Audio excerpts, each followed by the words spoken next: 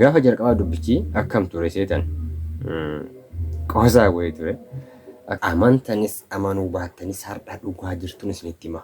Waan gidduu kana asirratti deemaa jiru irratti namoonni hedduun yoo dubbiin kun dhugaa ta'e kottuutii ifa nuuf godhii Abdulaziz ati dhugumatti baalageedha sareedha na walinaan jettan. Akkam nagaa keessanii an baalagadhu saree ta'us jira kun alhamdulillah. Jecha hin taane osoo fayyadamuu dhiiftanii gaariidha.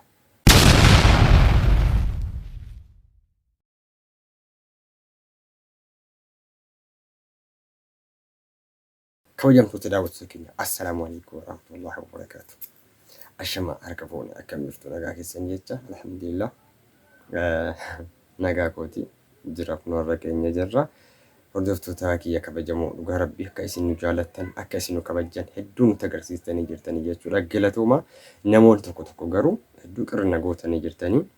Innis maali waan gidduun viidiyoo keenya ilaalaa jirtu jedheeti yaada.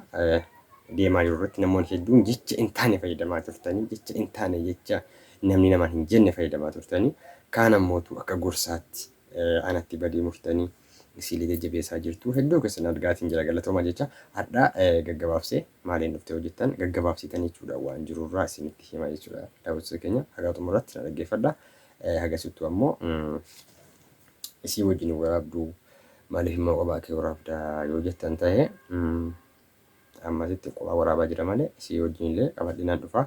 Isii wajjin dhugaa jiru waan jiru asirratti dhufee ni dubbanna jechuudha. Alhamdulillah amma wanti hunduu taragaaga'ee tasgabbaa'ee nagaan bu'ee jira jechuudha. Kanaaf namoonni yaada adda addaa illee barreessitanii haga keessaan dhuftanii illee waan kana gaafachuutti deemtan hedduu galatoomaa isiniin jedha. Yoo namni hin dogongora namni dogongoroo fi beekee irraa deebi'uun isaa immoo hooma jirudha jechuudha. Hedduun isin galateeffadha dhugaa dubbachuuf namoota tokko jechuudha. Kanaaf daawwattoota keenya gabaabumatti na eegaa galgala kana jechuudha. Sa'aatii tokko akka Itoophiyaa yookaan ammoo galgala isaa 12 booda jechuudha. Na eegaati sagantaa qabannee waan jiru hunda ishee wajjin ifa goonee isinitti hima jechuudha. Kabajamtoota daawwattoota keenya hedduu galatoomaa isinin jaalladha. Yoo nuti nama baay'ee wal jaallatudha nama baay'ee jaalakkisu ture wal beekudha jechuudha. Garuu namoota tokko maaliif naqa'e garuu nama zansiiftanii dhugaa rabbii nama zansiiftanii namoota tokko jecha hin taane jecha babbadaa namoonni fayyadamtan jechuudha. Garuu kun sirrii miti.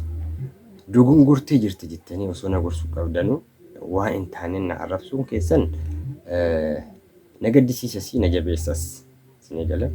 Kanaaf jecha hin taane osoo fayyadamuu dhiiftanii gaariidha. Namoonni akka gorsaatti ammoo waa bareedaa barreessan jirtu. Namoonni hedduu hunda keessanuu komentii keessan argaatiin ture. Yeroo hedduun isaa yaada gaariidha wallahi yaada gaariidha. Kanaaf waan kana ifa nuuf godhii hagam dubbiin kun dhugaa namoo soba jettanii warri na gaggaafatan jechuudha. Kanaaf isa tokkoon ishee wajjin dubbanna asirratti viidiyoo qabadhee dhufa jechuudha. Na eegaa hagasittuu like share subscribe gochuu hin dagatina.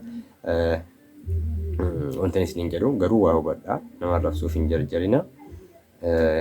Yeroo akkuma namni namaaf gaddu jiru namni namaaf gammadus ni jiraata. Namaaf rifatus ni jiraata jechuudha. Kanaaf waan gidduu kan deemaa jiru irratti namoonni hedduun argitanii jirtanii. Gaafa jalqabaa dubbichi akkam ture seetan qoosaa wayii ture. Akkuma qoosaa wayitiin natti himtee jennaan yaawwan illee jarjaree jecha sana fayyadamee sin jira. Yoo namni dogongora mitiire dogongora sana immoo wal sirreeffachuu qabna jechuudha. Kanaaf osoo ariifattanii marra su'istanii gaariidha dhiifama. Qulqullina sagaleetiif dhiifama.